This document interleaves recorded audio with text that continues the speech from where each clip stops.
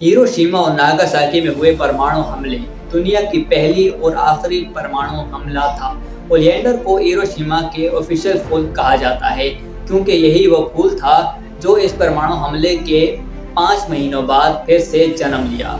1939 में जब second world war शुरू हुआ था तब अमेरिका का इस युद्ध में कोई भी रोल नहीं था, मगर वो अपने करीबी दोस्त ब्रिटेन को हर तरह के जरूरी सामान देकर मदद कर रहे थे।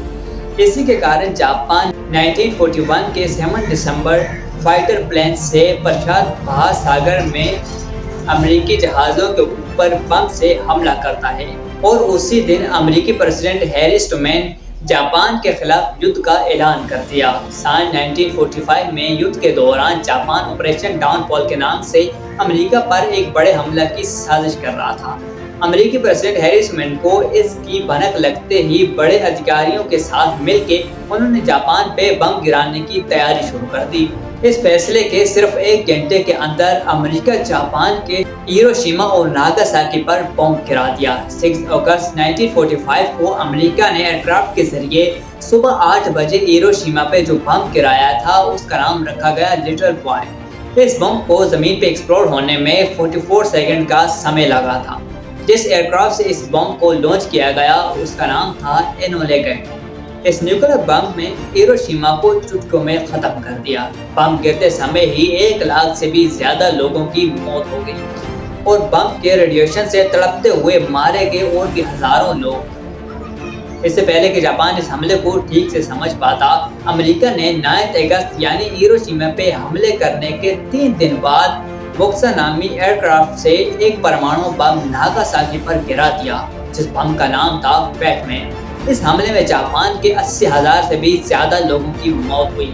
नॉर्मल एक्सप्लोजन के बाद जानलेवा रेडिएशन से भी ज्यादा लोगों की मौत हुई। 2 परमाणु हमलों की वजह से हिरोशिमा और नागासाकी के करीब 2,50,000 लोगों की मौत हुई, जिनमें से ज्यादातर आम आदमी थे और बाकी के लोग अगले 2 साल के अंदर कैंसर जैसे गंभीर बीमारियों से मारे। हिरोशिमा हमले के समय बम फटने वाली जगह का टेम्परेचर था तकरीबन 3 लाख सेल्सियस और तो और मिट्टी के नीचे का टेम्परेचर था 4000 डिग्री सेल्सियस, जो लोहे को भी 1 सेकंड में पिघला सकता था। इस हमले के समय 125 किलोमीटर प्रति घंटे की रफ्तार से आग फैलती गई। इस न्यूक्लियर बम का रेडिएशन इतना पावरफुल था कि इसके चलते आज भी वहां पर जन्म लेने वाले बच्चे शारीरिक और मानसिक तौर पे कमजोर होते हैं। प्लानिंग के मुताबिक दूसरा बम नागासाकी पे नहीं बल्कि जापान के एक शहर कोकोला में गिराना था, लेकिन उस समय कोकोला शहर का मौसम खराब होने की वजह से वहां पे बम गिराना मुश्किल लग रहा था।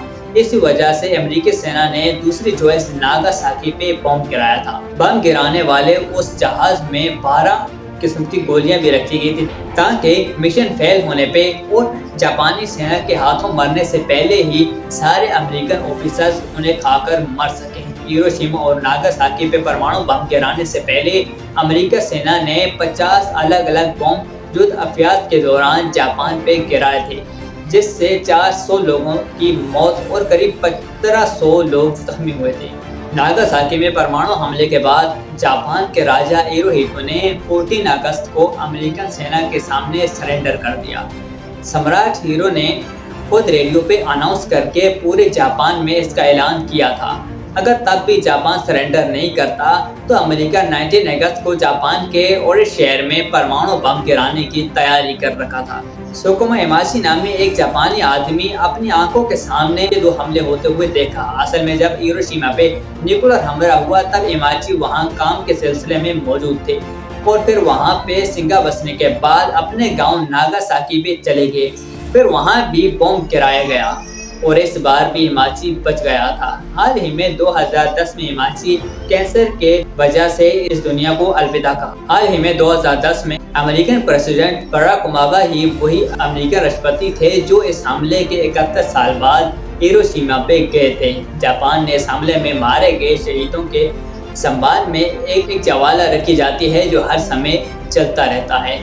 उस वक्त ये बुझाई जाएगी जब तमाम देशों में परमाणु जैसे हथियारों को खत्म कर दिया जाएगा। जंग कभी भी किसी के लिए भी फायदेमंद नहीं होती। इसका एहसास वर्ल्ड वॉर 2 खत्म होने के बाद दुनिया के तमाम मुल्कों को हुआ था। आज भी हमारे पाकिस्तान और भारत में कश्मीर इशू को लेकर जंग की सिचुएशन बनी रहती है और हो सकता है भविष्य में इसी इशू को लेकर थर्ड वर्ल्ड वॉर शुरू हो जाए। आपको क्या लगता है, हमें कैसे इस गंभीर समस्या को मिटाना चाहिए? कमेंट्स में ज़रूर बताना। उम्मीद है आपको ये वीडियो पसंद आई होगी। चैनल को सब्सक्राइब करके और उसके बाद बेल आइकन को दबाना बिल्कुल मत भूलिएगा।